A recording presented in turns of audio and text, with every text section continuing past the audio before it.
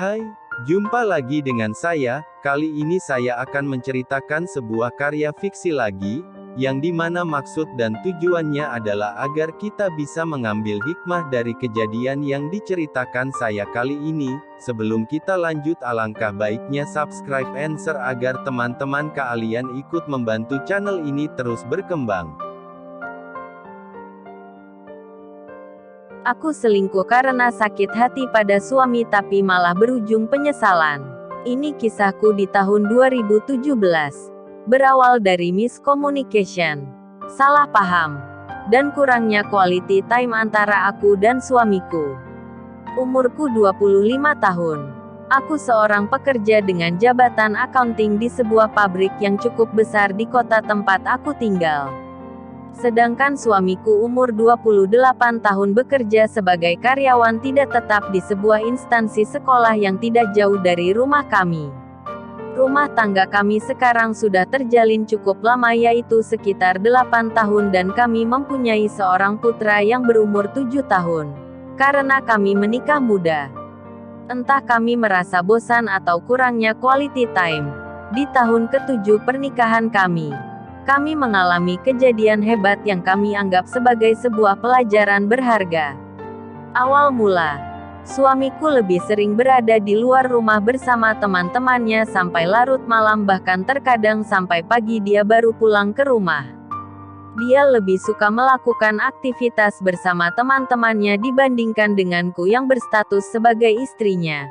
Bahkan aku tidak tahu mereka di mana dan apa yang mereka lakukan di luar sana sampai pagi. Itu semua membuat aku cemburu dan menaruh curiga terhadap suamiku.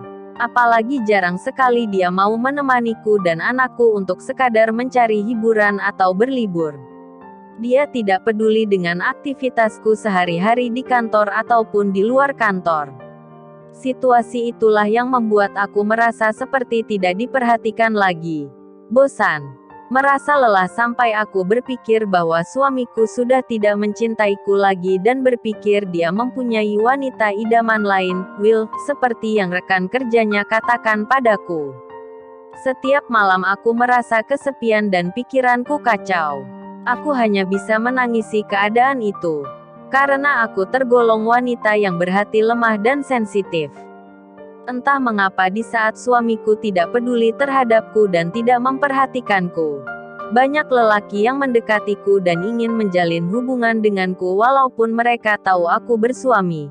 Termasuk rekan kerja suamiku yang berusaha mendekatiku. Sampai pada suatu ketika aku berkenalan dengan seorang lelaki bernama Yusuf yang tidak lain adalah teman dari rekan kantorku. Kami bertukar PIN BBM dan nomor WhatsApp untuk suatu urusan pekerjaan. Ya, karena kesepianku dan perasaan kacau yang aku rasakan, akhirnya setiap hari aku chatting dengan banyak teman lelakiku termasuk Yusuf. Aku menganggap itu semua sekadar hiburan dikala aku kesepian. Sampai pada akhirnya aku terbawa suasana dan jatuh hati pada seorang lelaki yang bernama Yusuf. Aku merasa nyaman bicara dengannya.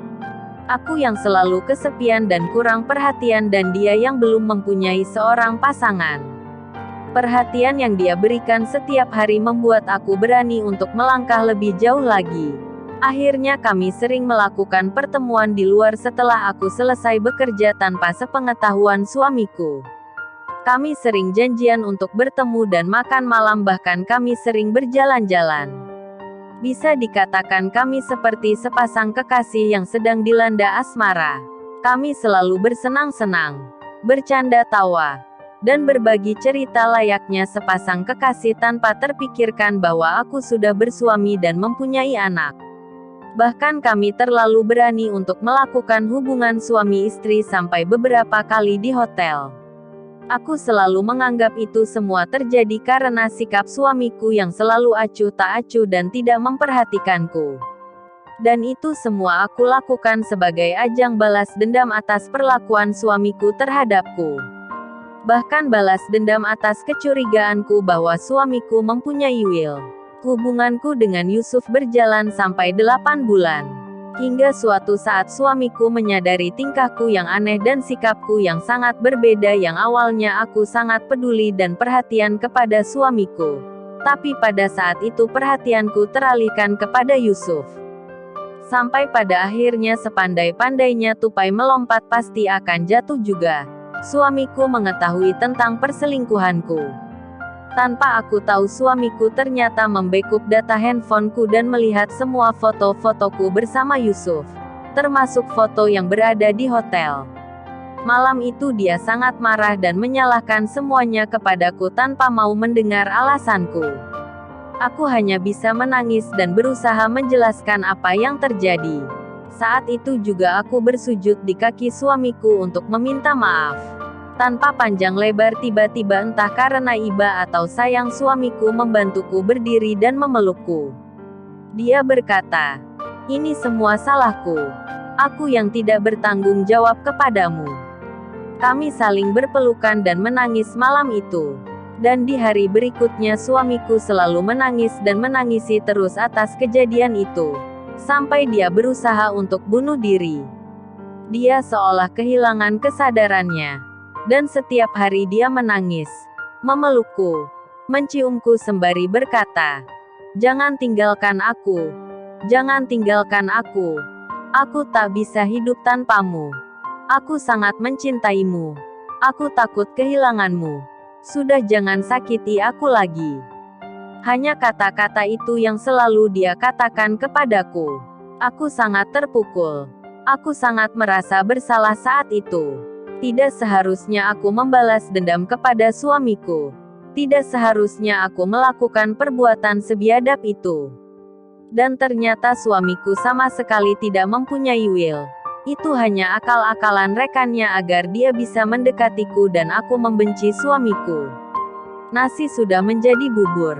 Aku hanya bisa menangisi kesalahanku. Aku sangat menyesal telah mengkhianati suamiku yang ternyata setia. Perlahan suamiku bangkit dari kesakitannya. Kami saling berjanji untuk tidak menyakiti lagi satu sama lain.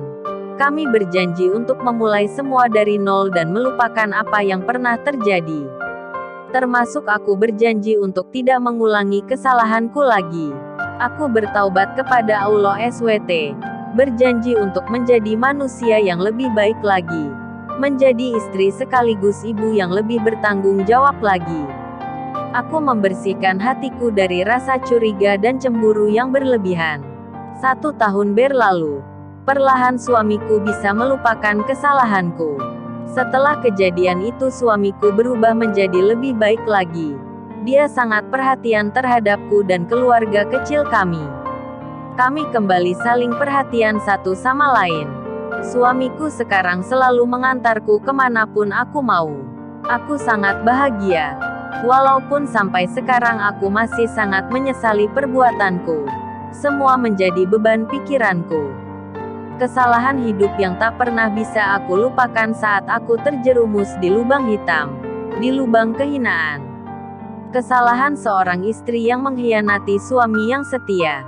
Kejadian itu seolah memberi tamparan yang sangat keras kepadaku dan suamiku.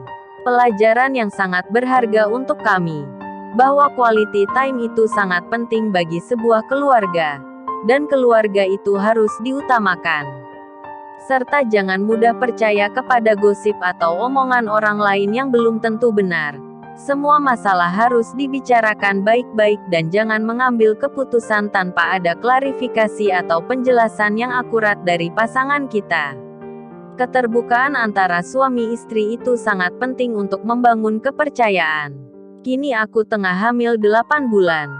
Kami tengah menunggu kelahiran anak kedua kami yang diperkirakan lahir setelah Lebaran nanti. Semoga persalinanku lancar dan anakku sehat. Inilah kisahku, semoga kejadian ini tidak terjadi pada perempuan lain. Karena penyesalan itu beban dan tidak mudah dilupakan.